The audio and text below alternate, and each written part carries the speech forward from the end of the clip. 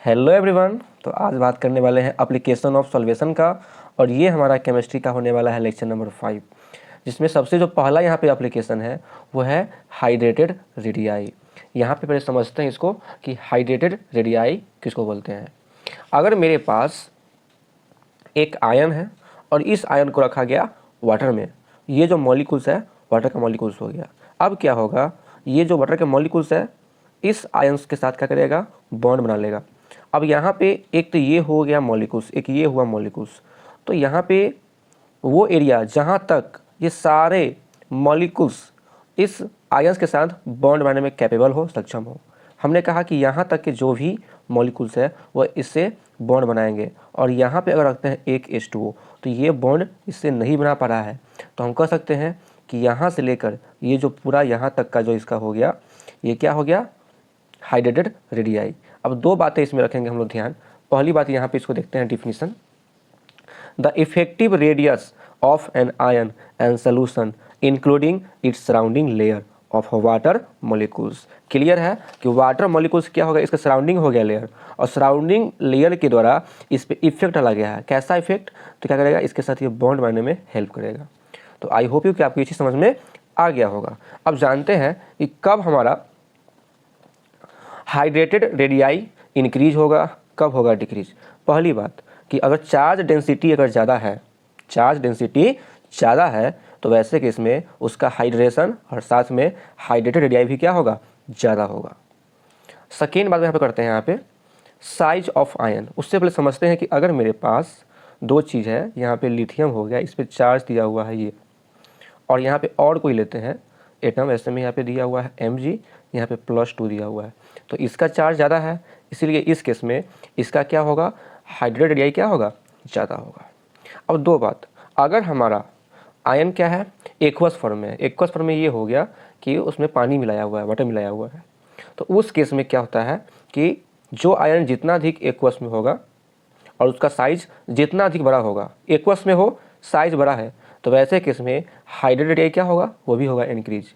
लेकिन वही चीज़ अगर हमारा जो एटम है या फिर हमारा आयन कह लेते हैं, अगर वो गैसियस स्टेट में है, इसको बोलते हैं आइसोलेटेड गैसियस स्टेट। इसका मतलब ये होता है कि वो जो हमारा आयन है वो गैस के फॉर्म में नहीं है, वो हमारा जो आयन है वो फ्री है, उसके साथ और भी कोई एलिमेंट और कोई एटम्स और कोई मॉलिक्यूल्स उसमें नहीं जुड़ा हुआ है, वो फ्री है, उसको बोलते हैं आइसोलेटेड गैसियस स्टेट। तो इस केस में क्या होगा कि अगर गैसियस स्टेट में है, साइज अगर इंक्रीज करेगा तो जो होगा ना हाइड्रेटेड रेडियाई वो डिक्रीज कर जाएगा। और वैसे ही आपको एक चीज़ और रखना चाहिए ख्याल में, क्या कि पीरियोडिक टेबल में जब हम लोग टॉप से आते हैं डाउन में, तो हाइड्रेटेड रेडियाई क्या होगा, डिक्रीज करता है, कम जाता है। और यहाँ पे क्या किस में कमता है, तो एक्वस वाला में, और हमेशा ध्यान में रखोगे एक्वस को लेकर चलना है। अब यहाँ पे कुछ क्वेश्चन लेते हैं, कंपेयर करना है इसमें और बताना है कि इस लाइन में जो देख रहे हैं आप, इसमें किसका सबसे अधिक है। तो हमने यहाँ पे इसको लिख रखा है, आप देख सकते हो कि lithium, sodium, potassium, rubidium, caesium, ये सब क्या आते हैं एक ही ग्रुप में। और जब टॉप से जब आते हैं बटन में, तो क्या होता है, साइज जो क्या होगा, वो क्या होता है, डिक्रीज होता है, साइज कमता है। तो आपसे पूछेंगे कि एक्वस सोल्यूशन में है तो इसमें से सबसे बड़ा साइज किसका होगा, तो लिथियम का हो जाएगा। तो साइज बड़ा, यहाँ पे क्या है कि साइज ऑफ आयन अगर इक्वल सोल्यूशन में है, अगर बड़ा होगा तो हाइड्रेटेड रेडियाई क्या होगा, वो भी होगा ज़्यादा। तो यहाँ पे सबसे अधिक क्या होगा, लिथियम का होगा।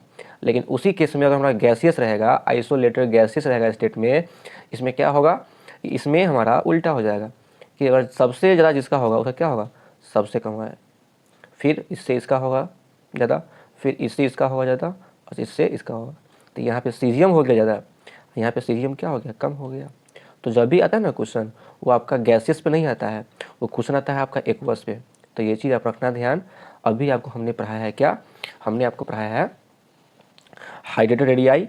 ये क्या होता है कि जब क्या होता है, किसी आयंस को किसी सॉल्यूशन में हम रखते हैं तो क्या होता है, उसमें जो मॉलिक्यूल्स है वो इस पर इफेक्ट डालेगा, और जिस एरिया तक इफेक्ट डालेगा वहाँ तक उसके वो क्या कहलाएगा, रेडियस कहलाएगा। फिर हमने जाना कि चार्ज अगर होगा ज़्यादा तो रेडियाई भी होगा ज़्यादा, साइज होगा अगर एक्वस में ज़्यादा तो फिर से इसका रेडियाई क्या होगा, ज़्यादा होगा, गैसेस में क्या होगा, कम होगा। तो अब हम लोग आगे पढ़ने वाले हैं इसके बारे में सेकेंड चीज़। तो आइए जानते हैं।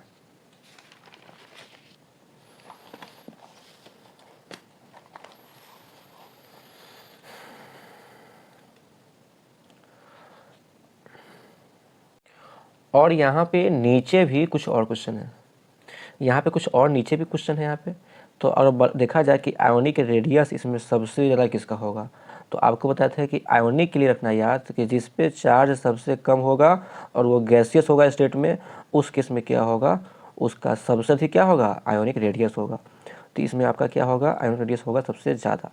अब बात करते हैं क्या, हाइड्रेशन। तो हमने क्या बताया था कि अगर हमारा हाइड्रेशन एक्वस में है, किस में है, एक्वस में है, तो उस केस में क्या होगा, जिस पे सबसे अधिक अगर चार्ज है तो उस केस में उसका क्या होगा, सबसे ज़्यादा होगा। और सिंपल सी बात यह है कि अगर हाइड्रेशन सबसे ज़्यादा होगा, हाइड्रेशन सबसे अगर होगा ज़्यादा, तो उस केस में क्या होता है, उसका हाइड्रेशन रेडिया भी क्या होगा, सबसे होगा ज़्यादा। अब बात करते हैं आयोनिक मोबिलिटी। तो क्या पढ़ाए थे, आयोनिक मोबिलिटी जो होता है वो हाइड्रेटेड रेडिया का क्या होगा, इन्वर्स होगा, प्रोपोर्शनल। तो सिंपल सी बात ये हो जाएगा कि इसमें क्या होगा, सबसे बड़ा हो जाएगा सोडियम, छोटा हो जाएगा अल्युमिनियम।